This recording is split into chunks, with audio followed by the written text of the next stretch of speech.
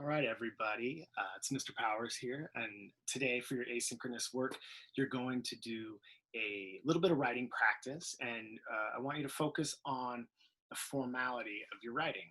And we talk about things being formal or informal. You know that the way you talk can be different in different contexts, depending on if you're talking to your grandmother or a friend or a total stranger. The way you talk and the words you choose might be different. Same with our writing. And so for writing something analytical, we want to make sure that it's more formal, right? We don't want to use slang. We want to follow certain rules when it comes to conventions like grammar and spelling and punctuation and that sort of thing. So I'm going to show you guys an example that is made up. It's not real, but it's not great. And we're just going to go through it and we're going to look at it in terms of trying to make the tone of it more formal. What you could change, how you can sort of approach the different parts of your writing with that in mind, with the formality. So I'm going to share an example here and you will hopefully see what I'm talking about. Now, this is dealing with the power of words in wartime, like we already saw. And so let me just read it to you first. I think the purpose in her essay, The Power of Words in Wartime, is that Robin wants to let us know that soldiers have to think of others as kind of lower than them. My quote is, language must be created to enable combatants and non-combatants alike to see the other side as killable. Page 6. I think this supports the claim because it's like you got to be mean and whatever to want to kill people, but I think that's messed up though. Okay, so you want to use formal language. And so one of the first things that you want to do is make sure you're not using the word I. In something analytical, in writing that is trying to analyze someone else's writing, you're not presenting your own personal opinion or feelings. I mean, you are using your own ideas, but you're not going to present them as if they're what you feel. So for example, you want to take out the beginning with I think. I'm just going to go right up ahead and delete that. And I'm going to put it in a capital T there, start the sentence. A lot of times, if you're using the word I or my, it can be just left out and your sentence gets stronger just by taking out I think, or for me, that sort of thing is often unnecessary at all. And now you are stating something and it becomes a claim. It becomes an academic statement, right? Not just, well, I think, I feel. So the purpose in her essay, Power Words in Wartime, is that Robin wants us to know, pause right there. If you are quoting, if you're referring to a writer in something analytical, you're going to always want to use their last name. They're not your buddy.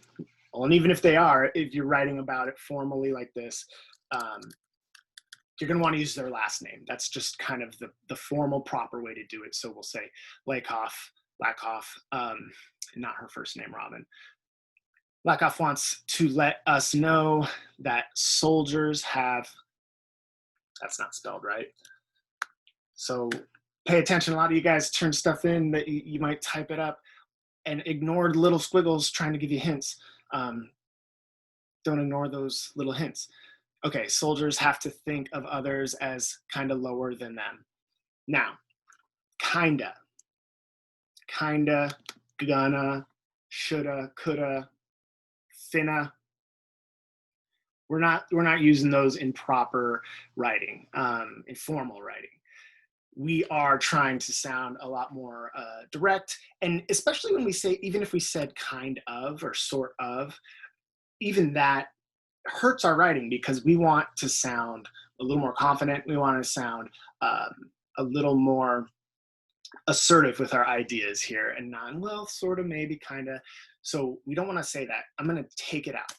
And we'll just say, think of others as lower than them. Hey, that squiggle's telling me something. It's the wrong kind of then.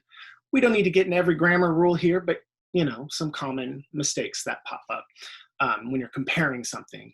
It's THAN, lower than them. Now, I also want to go back because it says here, Lakoff wants to let us know. Um, but again, that's sort of like saying I, let us know. You could say wants the reader to know, or you can just say Lakoff states, Lakoff shows that, right? So again, look at the whole sentence. Purpose in her essay, The Power of Words in Wartime, is that Lakoff wants to let us know the soldiers have to think of the others as lower than them. So instead of that, we can do it a lot fewer words, and I think it makes it even clearer and it makes it more formal. So if anything, I'll go back here and instead of the her, I'll say in the purpose in Lakoff's essay, take out the in here, Power of Words in Wartime, is to, so the purpose is to let us know. And I said, I want to take out the let us know, right? Is to let us know, to show us, to demonstrate. Oh, that's good. To demonstrate that soldiers have to think of the others as lower than them. Just for now, because all we're doing is talking about being formal. We're not worried about other issues with writing. We're just going to move on. So think of others as lower than them or themselves, whatever. Again, we could fix this up in a million ways, but let's move on to the next sentence. My quote is, language must be created. You don't want to introduce your quote in that way. You don't want to say my evidence, my concrete detail, or one piece of evidence that supports the claim. You don't want to sort of say all those parts. It's sort of like if you're sketching a picture, an artist will sketch with pencil and then draw with like a pen and then go and erase the pencil lines. This is sort of like you left all the pencil lines in there and it's showing all the, like how you did it. You can get rid of that stuff, right? So you can just say, instead of my quote is, you do want to set it up. You don't want to start with the quote. Again, embedding quotations is kind of a whole other conversation, but you can just say, for simplicity's sake, you can say, Lakoff writes that, or Lakoff, who knows, explains that language must be created to enable combatants and non-combatants alike to see the other side as killable. Page 6, good job getting that citation in there. I'm gonna just put a period here because, right, if we're going on to commentary, so that's the punctuation comes up a little bit with formality, but okay. Hey, a lowercase I, never a lowercase I, but it doesn't matter because never an I in analytical writing. So I think this supports the claim because hopefully you notice the problem there, that you would say because and not just cause, and not cause, not just C-A-U-S-E, because cause is a word. It doesn't mean because, right? It's a different word. So don't say cause, say because. Regardless, we got to get rid of this I think. So, and like I said, I think it supports the claim is a little sketchy, not sketchy like the drawing. I think this supports the claim because it's like, there you go again, that's sort of like the kind of the, I think we could take all this out. I think this supports the claim because it's like, I'm going to delete it. Boom. You got to be meaning whatever. Okay, obviously this is informal, right? So let's try to say this. Who's the you? I think she's talking about, we can say soldiers. We said that already. That's fine. We'll say soldiers instead of gotta, instead of got to. How about need to, right? Or you could say they must, or they're obligated to, whatever, right? To be meaning whatever. Obviously, that's not great. So we want to try to think of more formal language, of more specific and better words, whether that's looking in a thesaurus online, on your phone, in a paper thesaurus, whatever you can find, but try to find something better than kind of these simple words like mean. And I don't think I should have to explain, but an N isn't the word and. but I've seen it, so I put it in here, right? That's very informal. In an essay, in academic writing, we're not taking shortcuts like that. You need to write the whole word out. Okay, so soldiers need to be mean and whatever. Let's say soldiers need to be ruthless, to want to kill people. Is it about wanting to? No, a lot of you have said it's about being okay with it, right? Not thinking it's bad, like in sort of normal life when you're not in war. So to ruthless, to accept, I'll say to accept killing others.